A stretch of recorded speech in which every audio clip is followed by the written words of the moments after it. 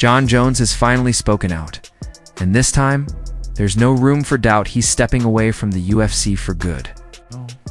In a heartfelt statement, Jones revealed that this wasn't a spur-of-a-moment choice. After all he's accomplished, he took time to seriously reflect on his career and the path he's walked.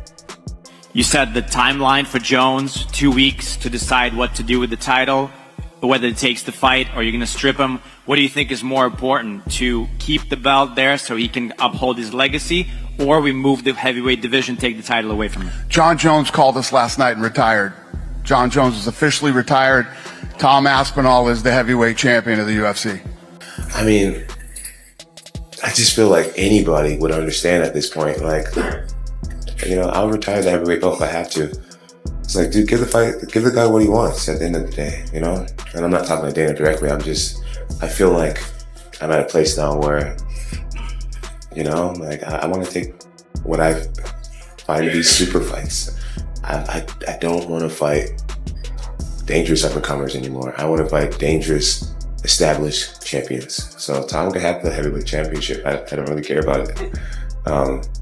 That my body doesn't lie in belts anymore. I've created something much bigger. Jon Jones says today, officially announcing my retirement from the UFC. This decision comes after a lot of reflection, and I want to take a moment to express my deepest gratitude for the journey I've experienced over the years. From the first time I stepped in the octagon, my goal was to push the boundaries as well as possible in the sport, becoming the youngest UFC champ in history, defending my title against some of the best fighters in the world, and sharing unforgettable moments with fans across the globe.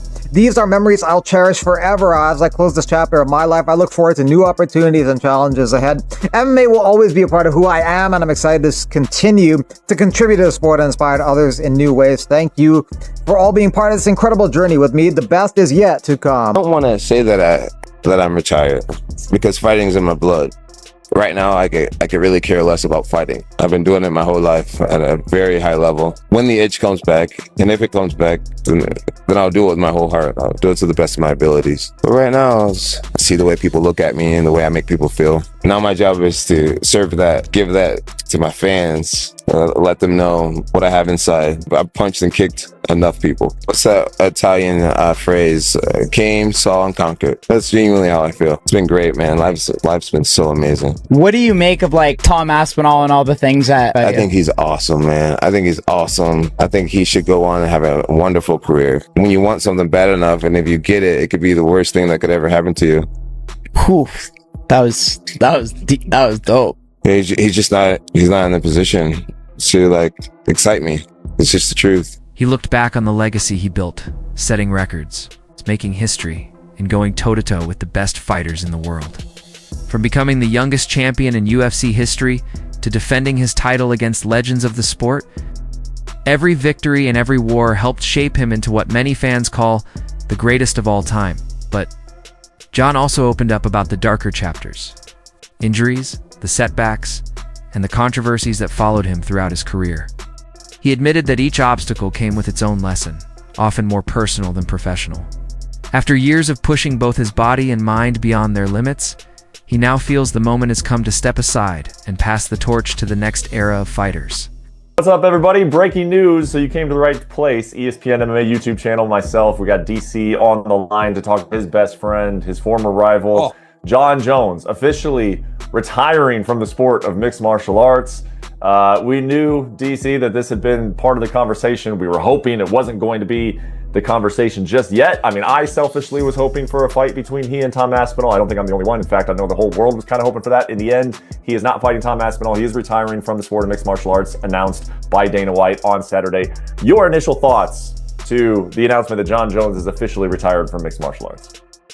So my first thought, it was like, he actually did it. He actually did it. You know, like, I didn't think that he would walk away. I didn't know that, you know, he would allow for or would be able to handle what comes with making this decision right now and the optics of it, Brett. Do you understand what I'm saying? What it looks like to people. I didn't know that his ego would be able to handle walking away. I figured he would fight based on that. But he didn't. And it's crazy. I said something the other day, Brett, and I don't want this to be like me crapping on Jon Jones, but I said something on my YouTube channel. I said, if Jon Jones doesn't fight this guy, he quit, right? He quit. And so he is. He's walking away because he doesn't want to fight Tom Aspinall. Because if Francis Ngannou was there or Alex Pereira was there, he'd be trying to fight those guys. He's made that very clear. He doesn't want to fight Tom Aspinall. And so Tom Aspinall could walk around now with his chest up, chin up, and say, I retired Jon Jones. Tom Aspinall retired Jon Jones. There is no doubt about that. Tom Aspinall's presence is the reason why Jon Jones is no longer the UFC heavyweight champion. Jon Jones said yesterday, the fight doesn't excite me. You can make a strong case that this would be the biggest Jon Jones fight since DC2 in 2017. 2017. That's how long. With all due respect to the Anthony Smiths, the Thiago Santoses, the Dominic Reyes, even Ciryl Gane and Stipe. You're telling me those fights were bigger than this? What doesn't excite you about this? That you may lose? Listen, I've never subscribed to the Duck stuff, but the way this has been handled has been shameful. It's been shameful. Like I said, UFC got him the money. Once he said no, it was time to move on. Tom Aspinall wants to fight twice this year. He'd like to fight in October and at the end of the year. More likely than not, you aren't getting those two fights. In the prime of his life, when he's killing everyone, beating them by knockout in 60, 70, 80 seconds, he had to sit around and wait for a guy because the UFC didn't want to move on in what was something that could have been determined back in November. It's shameful. And the way Jon is trying to spin this by like, he's such an awesome guy. He's such a great guy. But, you know, he could slip. And there could always be another one. It's shameful is the word that keeps coming to mind. It's conniving. It's unfortunate because Jon does have one of the greatest resumes of all time. He really does. If you think he's the greatest of all time, God bless. You have a very strong case. But in my opinion, George St. Pierre never embarrassed himself, never embarrassed the organization, never cheated, never got caught using PEDs, beat the undisputed champion at 170, beat the undisputed champion at 185, never held up the division, vacated the title when you needed to, came back when you needed to. There's no debate. All these things matter. Yes, he has 2 losses, and yes, he avenged both those losses. And so they've known for quite some time, several months, that he was out. Dana White told us a couple of weeks ago. What did he say? Jon Jones agreed. But I told you all, he wasn't telling you the real story. He wasn't telling you the full story. The full story was he agreed and then he reneged. Dana White guaranteed this fight would happen. He guaranteed it would happen as recently as a couple of weeks ago. It was already not a thing. The way in which this has been handled has not been great. And the fact that Tom Aspinall, at the very least, couldn't get some sort of, oh, here's the belt, here's the ceremony, here's your fight, here's your date, is shameful. Now, ultimately, Tom doesn't care about any of this. He really doesn't. He just wants to fight. It was never about Jon Jones. As I've said time and again, Jon Jones was a great addition to the whole scenario, to the equation. Oh, wow, I could beat Jon Jones to become UFC heavyweight champion, undisputed, incredible. Look at me, look at the stars I've aligned for me. But ultimately, this guy just wanted to become champion. He wanted to prove he was the best. And by the way, he has been the best for the last couple of years.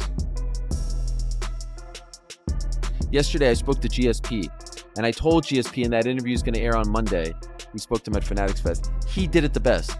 Again, compare what he did to what Jon Jones did. And this is one of many reasons why I consider GSP the greatest of all time. When GSP beat Johnny Hendricks at UFC 167, he relinquished the belt that night. He didn't hold up anyone. He didn't stop anyone from living out their dreams. And in case you're wondering, that's a part of the fight game too. Time-honored tradition. The train rolls along. He comes back 4 years later to fight Michael Bisping. Gives up the belt.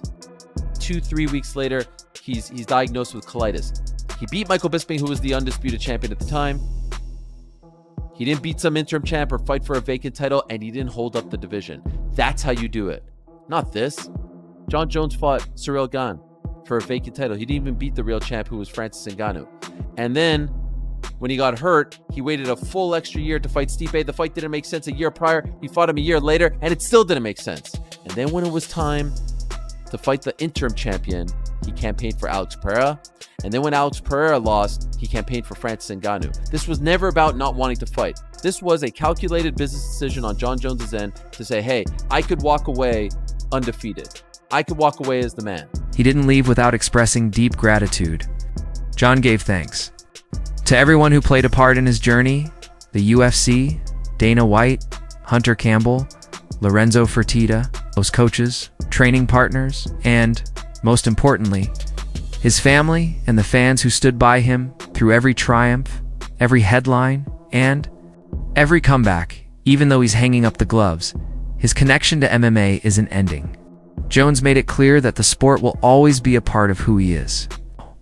He's now looking forward to exploring new paths, whether it's coaching, mentoring young fighters, or simply being a voice in the MMA world. He helped redefine. I said that, and he did. He's out of the game. It's crazy. It's interesting to me that, like, you say that maybe his ego wouldn't have allowed it because of the optics. Dude, he created the optics by just not retiring at Madison Square Garden. Had he retired, it would have been like, he would have gotten a little bit of flack for it, but like not much, I don't think, because it would have been like, hey man, this guy's just done fighting. You know, he's done a lot. He's in his late 30s now. He's just finished. But by dragging it out, he himself was the one that created the optics. Like, when you kind of try and look at this and try to get behind of what happened behind the scenes, what happened here? What was Jon hoping for? Was this just something that he fumbled right from the beginning? What was the OC hoping for? Like where did this go wrong? Because it just seems like if we were going to end up here with Jon Jones being retired, why didn't we do it in November of last year? Yes. That's a great question. So, Brett, I think his intent was to fight. When did Tom Aspinall knock out Curtis Blades? Was that in the beginning of this year? It was in like February, right? Or January? I'm not exactly sure. Google it. But I think that was last year, actually. You keep talking, I'll find out. Was it before? If it was before he fought in November against Stipe, I believe that when he beat Stipe, his intention was to continue. I just don't know that when he started to train, it's like, I don't really want to do this no more. And I know what it's going to take to beat this guy. You got it for me? July of last year. So it's been a long time since Tom. So he was before Stipe. So yeah. Aspinall's just kind of waiting. Remember that appearance he had? Aspinall went there. This guy was so excited to fight him. And I don't know that he could find that love to get up to do what he knows he would need to do in order to get past this guy. There's a time at times where you just kind of know you're done. And it feels like that's where Jones is. I know that I'm kind of putting you on the spot here, and I know that, you know, your response on this is going to be looked at as biased. But did Jon Jones walk away? Did Jon Jones retire because he thought that he was going to lose to Tom Aspinall? So here's the thing. I've said constantly, I don't think that Jon Jones is afraid of anyone. I really don't believe that. But what he has done is he has allowed for the conversation to happen. You asking that question, Brett, is not unfair anymore because of the way that he did this. All the hiccups, all the missteps, the constant presence in social media, the constant presence calling people out. I would have beaten Daniel Cormier at heavyweight. I'm 5 years retired. I want to fight Francis. Alex Pereira is very interesting to me. So, Brett, like, if Alex Pereira is very interesting as a fight and then he loses and that fight's now off the table, it just opens the conversation to where if most believe that if Stipe was standing across there, he'd probably do it. As for the UFC, Jon's official departure brings immediate change. With him out of the picture, Tom Aspinall now steps into the spotlight as the rightful heavyweight champion. No more interim labels, no more uncertainty. The division is officially his to rule. But for Aspinall, the road ahead is filled with big questions. Who will be the first to challenge his reign? Could it be Cyril Gane in a massive clash on his home turf in Paris? Maybe a high-stakes rematch with Volkov, who's been steadily climbing the ranks again?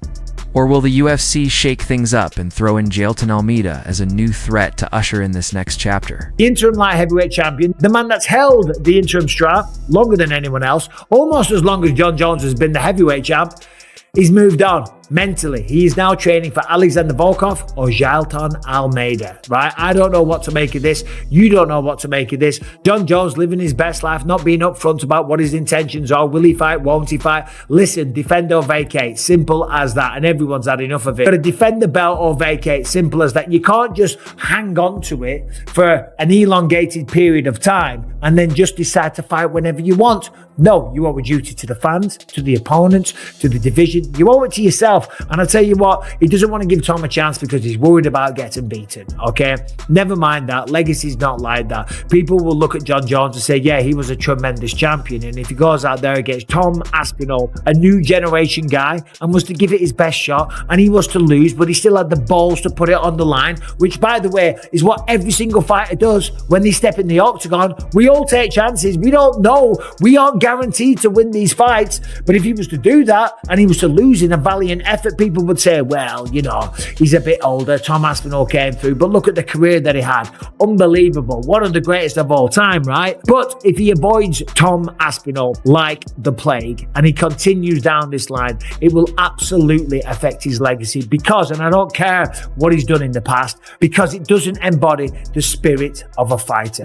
Fighters are supposed to go in there against big, nasty, mean, tough son of a bitches, okay? And not knowing if they're going to win. That's what inspires people. Hate to talk about myself, but I lost many fights along the way. I lost number one contender matchups. Granted, a lot of them were on steroids. All you motherfuckers are on steroids. But I became the champion in the end. I never gave up on myself. And that's what people always tell me that they respect about my career, what they respect about other people's career, that they took on really tough fights. They tried their best and they scratched and clawed the way to the top. They did it in the end, and wow, take a bow, what a story, what a journey. For Jon Jones to walk away and go, oh, I don't fancy that. He's a bit nasty. He's got big hands. The man can wrestle. He's quick. He's fast. He's agile. Holy shit, I've never fought anyone like that. I'm living my best life, guys. I've made my money. I'm going to walk away. People will look at that and say, no, I'm sorry. That's not a real fighter. So he's got to accept the fight. And as I said, Tom Aspinall's moved on to Alexander Volkov, a man that he beat before, relatively easy, took him down nice and quick, straight armbar on the ground, absolute one-way traffic. And there's also Jailton Almeida. Now, Jailton Almeida, yes, he lost to Curtis Blades trying to take him down. He got elbowed in the head a few times, but he's learned from that. He's come back. He's got 2 quick wins, 2 stoppages. The man is a force of nature. He's an absolute wrestling maniac. He's short, he's stocky, he's strong as an ox. He's only got 1 loss on his record, and I think he would cause some problems for Tom Aspinall. Of course, Tom might take him down, but I think on the feet he's taller, he's longer, he's quicker, and he cracks very hard. So regardless, I would favour Tom in both of those matchups, but just the fact that he has mentally moved on, and we're waiting for this announcement. I mean, we don't know what it is yet, but we're waiting. Something's going to happen soon, but the fact that he's talking about other people, it doesn't bode well for that fight. It's not about you, John. It's not about you. It's not about your life. It's not about your story. If you want to enjoy your life, if you want to be a part of a reality show, if you want to take that money and delay things and hold someone else's dreams back from becoming a reality, that is ducking. That is ducking, because there is a time-honored tradition in this business, in the sport, in combat sports, in fight sports, in sports period, that the whole thing has to move along. It's not about your story. Your story is great and you're living your best life, great. Get rid of that belt. If you want to do that, great. No one will begrudge you. Everyone thinks you've done enough. You've earned enough. You've proven enough. Now allow someone else to have that same story. Allow someone else to write that same story. You are holding him back. You are holding back not only Tom Aspinall, but the rest of the division. So yes, you're missing the point. This isn't about you. It's about the belt. How many more times does Tom have to say he would love to fight him? He would love to be he would love to have the opportunity to be that guy. He would love it. Who wouldn't? But he just wants that belt. He wants whatever that belt signifies, whatever it symbolizes, and what it brings. It brings all the things that Jon Jones is enjoying right now, because if Jon Jones wasn't the most decorated champion, wasn't the greatest light heavyweight champion, wasn't the 2-division champion, he wouldn't be doing things like this. He wouldn't get opportunities like this. He wouldn't get the opportunity to live his best life. And now you are stopping someone else from living their best life. Do you get the difference? It's not about you. And so when the legends fought you, and I'm not even talking about when you were champ or tried to become champ. I'm talking about the dudes that fought you on the way up. Important thing in this sport is the belt. The most important thing to the UFC is the belt. That's what everything gears towards. And they have told us they hate when people vacate the title or don't want to defend the title. Well, that's what's happening right now. So tell me where I've been unfair. Tell me where I've lied. Tell me where I've been biased. I saw some people saying yesterday, like, oh, he just defended the title. All right. Are we going to wait till November to strip him? The fight that they want to book is for November. It's for MSG. If he doesn't want to fight today for November, it's time to move on. When you're an interim champion, they only make an interim champion when the champion cannot defend the belt. So for Jon Jones, he couldn't defend the belt because he tore his pec muscle. So the interim champion means he should be fighting the champion right off the bat. That's not the case with Jon Jones, right? Because Jon Jones is going to fight Stipe Miocic. So the interim champion is supposed to sit there and wait. But by law, in like the regulations, once Jon Jones steps in the cage, he is stripped of his interim champion because the champion has returned. There is no longer for interim champion. What is the point of having an interim champion when the champion is ready to fight? This is the only sport in the world you can have somebody hold your career back. Yep. I've been almost a year inactive with no prospects of anything. Just be ready, and we'll just let you know. Yeah. And then it's kind of difficult, like mentally, to. Oh yeah. This is the fight against Jon Jones. Like, not the fight is another thing. Yeah. This is the tricky bit where I really have to stay switched on, stay motivated, and. I'm trying my best. I'm trying. It's tough. As you said a minute ago, no one really knows what's going on behind the scenes apart from me. Exactly. You're in the office cooking. I train all the time anyway. Just because I'm not going to fight doesn't mean I don't train. Like, I honestly can see Jon's point of view. I get it. I get it. It's just about the title for me. I just want the title. That's it. There's nothing else really matters. So you're like, let me do my thing. Let me fight. I just want to fight. And I think that's the respectful way to go about it. It's like, you don't care if it's Jon, and it's no disrespect to Jon. It's no disrespect to anybody out there. You're just trying to fight. I just want to fight. Fans are split. Some believe Jon made the right call stepping away at the top, preserving his legacy without risking it. All against the next hungry contender. Others feel like there's still a chapter missing. A what if that will always linger in the minds of fight fans. What can't be denied is that Jon Jones walks away with a legacy few, if any, can match. And as he exits the stage, Tom Aspinall stands ready to write his own story fight by fight, without waiting for approval or chasing shadows. This marks the close of one dominant era and the birth of a new chapter in the heavyweight division. And for UFC fans, it's the kind of turning point that only comes once in a generation.